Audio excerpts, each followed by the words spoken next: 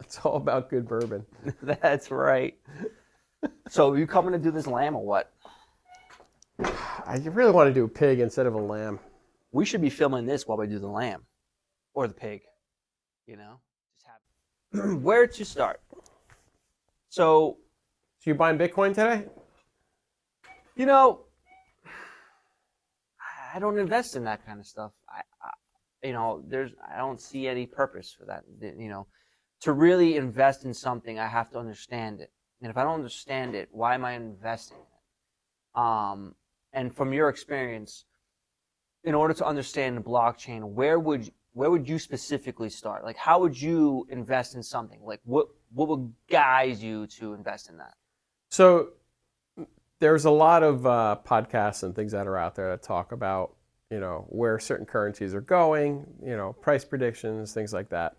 That doesn't really interest me because I think the cost of the given blockchain price right now doesn't necessarily dictate or indicate where it's actually going to go.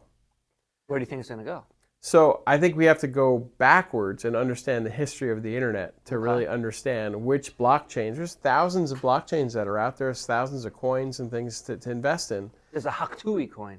Yeah, I don't understand that, so I'm definitely not going to be investing in it. I think a lot of it's gambling. Yeah. So in order to prevent gambling with my personal stash of money, I'm not going to do that. I'm not going to just randomly throw money down.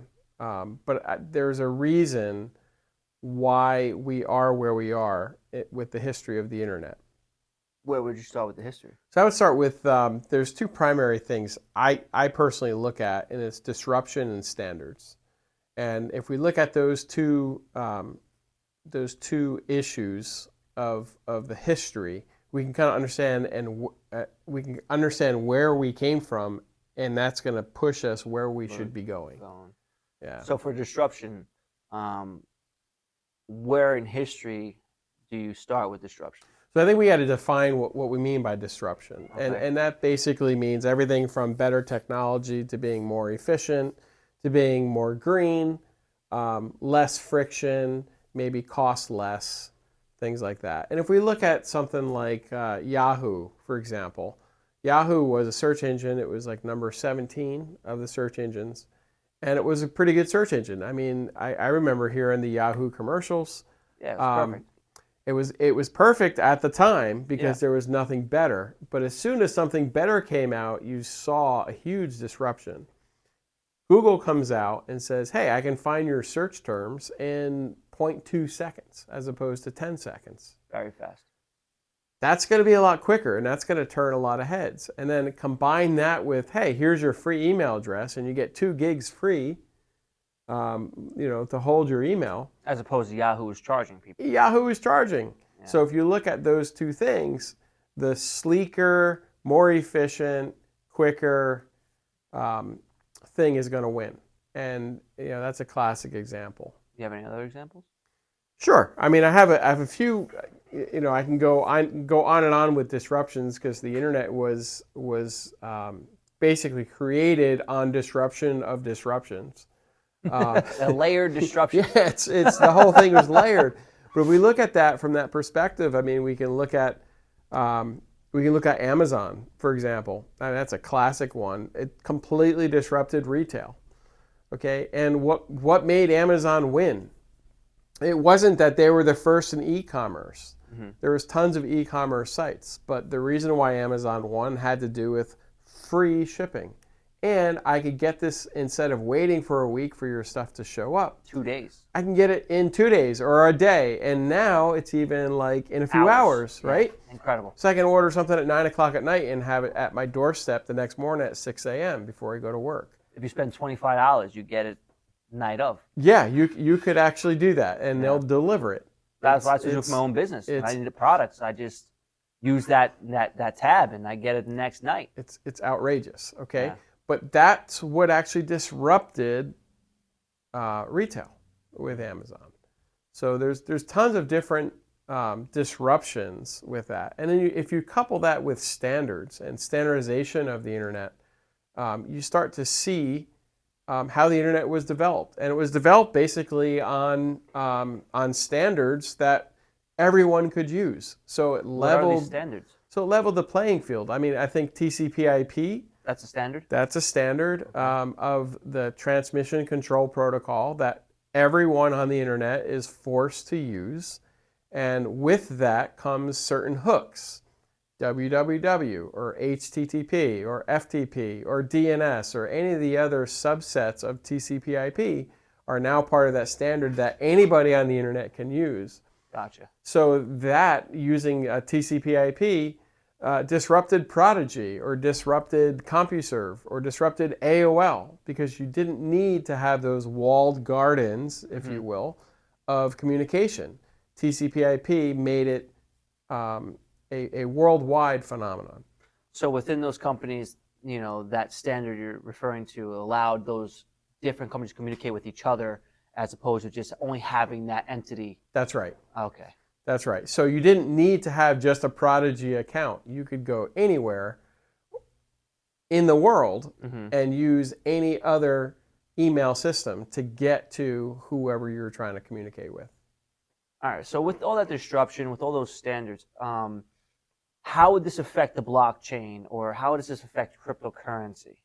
Yeah. So if we look at disruptions, every industry in the past has been disrupted except for the banks. And the main reason why is there's a new technology called blockchain. And blockchain is a game changer for economies, for finance, and for all the different products that bankers use. And so while there is Bitcoin, which tends to be non-bankers, people don't want to use the banks at all. Anti-government. Anti-government and that sentiment. Decentralized. Yeah, all that stuff. Blockchain as a technology is going to severely disrupt everything finances. So that means stocks, bonds, derivatives, treasury notes, even our own Federal Reserve here in the United States. That all gets disrupted. But it gets disrupted not just because of blockchain, but because there's a standard that's tied to that disruption. So, if we look on the back end of history with the internet, we see disruption, but then we also see standards taking place. So with the first Web 1, if you will, it was the standard of email. It was the standard of websites. It was the standard of .com, right? Which was basically commerce. That's really because there was .edu too, which was education, right? Yep. .gov. Yeah. So you're seeing that standard being mitigated to certain aspects of industry, education, government, and things like that. Okay. And countries too, like NL for Netherlands and things like that. So if you look at those standards, and then now we start looking forward with blockchain, we start to see how those standards should be solidified in some form or another. And so if I'm investing in blockchain, I'm going to be looking at, okay, what's the most fastest, most efficient blockchain that's out there, as well as what's the most standardized. And because a bank isn't going to use something that isn't standardized, right? They want insurance. If you have a really fast blockchain that's out there, it could be super fast, but if it's not of the standard, they're still not going to use it because you need that standard in order to communicate. Communication is key. And without that communication, how are they going to work? How are they going to operate? Right.